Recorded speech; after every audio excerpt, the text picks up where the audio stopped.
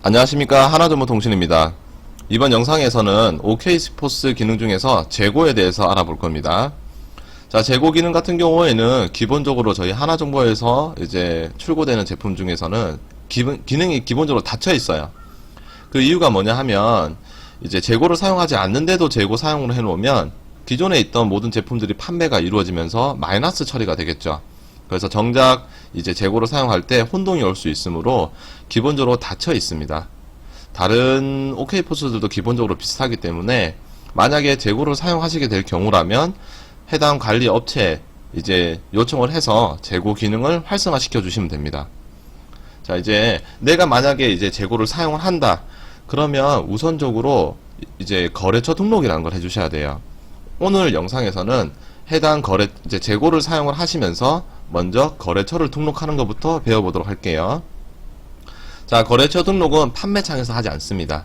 저희 관리자 페이지로 이동을 하면 되는데, 관리자 페이지는 확장 메뉴, 웹정보, 확인 눌러서 로그인만 해주시면 됩니다. 자, 이렇게 로그인이 되면 관리자 페이지가 나오게 되잖아요. 자, 그러면 기초관리, 상품관리, 거래처 등록이라고 있습니다. 이 거래처 등록은 어떤 거냐면, 자, 재고를 사용하게 되면 판매만 할 때만 제품의 수량이 내려가는 게 아니라 내가 물건을 매입할 수도 있잖아요. 입고를 받을 수도 있잖아요. 그러기 위해서는 거래처를 등록을 하는 겁니다. 먼저 조회를 눌러보면 지금 아무것도 없잖아요. 기본적으로 뭐 정확하게 사용하실 분들은 내가 거래처가 5군데다라고 하면 5군데 다 적어주시면 되는 거고요. 내가 만약 그렇게 막 거래처를 일일이 다 넣어 놓지는 않고 통으로, 그러면 보통은 거래처명을 그냥 기본 거래처 이런 식으로 통으로 잡아 놓고 내가 어떤 업체일지는 모르겠지만 거래처를 하나만 생성해서 전부 다 매입을 등록하실 수는 있습니다. 보통은 이렇게 또 사용하는 경우들이 많아요. 큰 매장이 아닌 경우에는. 그럼 뭐 대표자명 뭐 이렇게 적으라고 이렇게 나오는데, 여기 뭐 사용 구분에 이 거래처를 사용할 거냐, 부가세가 별도냐, 포함이냐, 요거 선택해 주시면 되고, 뭐 대표자를 알고 있으면 넣어 주시면 되고, 모르겠다고 생각이 드시면 그냥 매입처 뭐 이런 식으로 넣어 주시기만 하시면 돼요. 자, 그리고 여기 거래처 코드는 자동으로 저장하면 이제 부여가 되는 거예요. 저장 한번 해볼게요. 저장. 자, 저장을 하게 되면 왼쪽에 거래처명이 하나가 생성이 된 걸 확인이 가능합니다. 자, 그러면 이제 거래처를 내가 등록을 했으니까 이 거래처가 어떤 상품을 취급하는지를 넣어 주셔야 됩니다. 취급 상품을 넣지 않게 되면 내가 매입을 할 때 해당 상품이 조회가 되지 않습니다. 취급 상품을 눌러보면, 자, 이제 어떤 제품들, 제가 지금 상품을 넣어 놓은 게 있잖아요. 그러면 여기에서 내가 어떤 제품을 여기 기본 거래처에서 거래를 하는지 넣어주는 거예요. 보통은 이렇게 기본 거래처로 하나로 통으로 쓸 경우에는 전체를 다 등록을 해주시면 됩니다. 자, 그러면 왼쪽으로 다 이동이 됐죠. 여기에 있는 상품들을 전부 다 기본 거래처에서 내가 매입을 한다는 거를 이제 세팅을 해주는 과정이에요. 자, 이렇게만 해주시면 기본적인 거래처 등록은 완료가 됩니다. 생각보다 거래처 등록은 어렵지가 않기 때문에 처음에 내가 재고를 사용을 한다면 거래처를 먼저 등록을 해야 된다는 것만 알아두시면 됩니다. 그리고 나서 나중에 재고를 잡아주시는 거예요. 자, 그러면 거래처를 잡았으니까 이제 내가 입고할 때 이 상품들이 뜨는지만 보면 되겠죠. 자, 그거는 이제 어디서 하냐면 여기 네 번째에 보시면 수부관리라고 있습니다. 수불관리.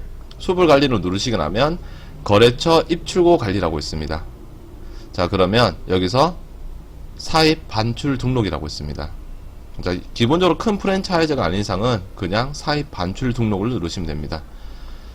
자, 그러면 이쪽으로 이동하게 되는데요. 자, 여기에서 발주 입고라고 있어요. 자, 이거는 발주 입고는 어떨 때 쓰냐면 큰 프랜차이즈 대형 이제 체인점들은 직영점들이나 뭐 이런 지점들이 많을 거잖아요. 그러면 본사에서 해주니까 정말 발주를 놓고 이제 제품을 이제 뭐라고 해야 되죠? 제공해주는. 근데 보통은 일반적인 개인 매장에서는 그렇게 하지 않기 때문에 무발주 입고를 선택을 해줍니다. 자, 그러면 달라지는 게 보이죠? 발주 번호를 원래 선택해야 되는데 무발주 입고를 누르면 거래처를 선택하게 됩니다.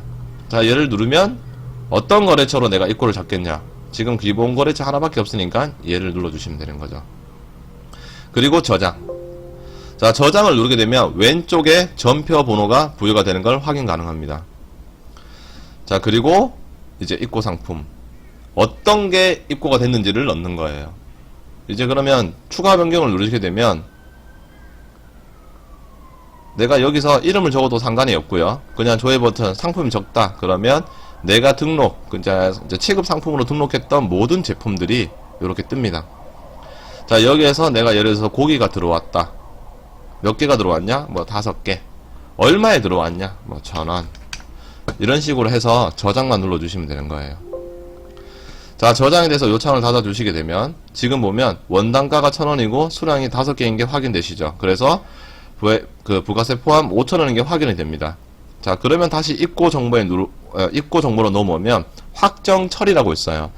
이 확정 처리를 눌러주셔야지만 정상적으로 재고가 반영이 되는 겁니다. 확정 처리를 해주지 않으면 입고가 정상적으로 이루어지지 않은 걸로 생각하기 때문에 프로그램에서는 내가 5개를 했지만 5개가 반영이 되지 않습니다. 자, 요렇게까지만 처음에 알아두시면 돼요. OK포스 재고를 사용하실 때는 먼저 재고 기능이 열려있는지부터 확인해서 관리 대리점에 요청을 해주시면 되는 거고, 그리고 이제 관리자 페이지로 넘어가신 다음에 거래처를 먼저 등록하신 다음에 거래처를 등록을 했다면 해당 거래처에 취급 상품을 넣어주고 그 이후부터 내가 어떤 제품을 매입 또는 입고를 했는지 넣어주시면 되는 겁니다. 반드시 입고는 하고 나서 확정 처리를 해주셔야지만 정상적으로 재고가 반영이 됩니다. 자, 이번 영상에서는 이렇게 기본 거래처 그리고 거래처를 등록하는 것까지만 알아보고요. 다음 영상에서 이제 상품을 등록할 때 재고를 등록을 하고 정상적으로 판매를 했을 때 재고가 빠지는 것까지 알아보도록 하겠습니다. 감사합니다.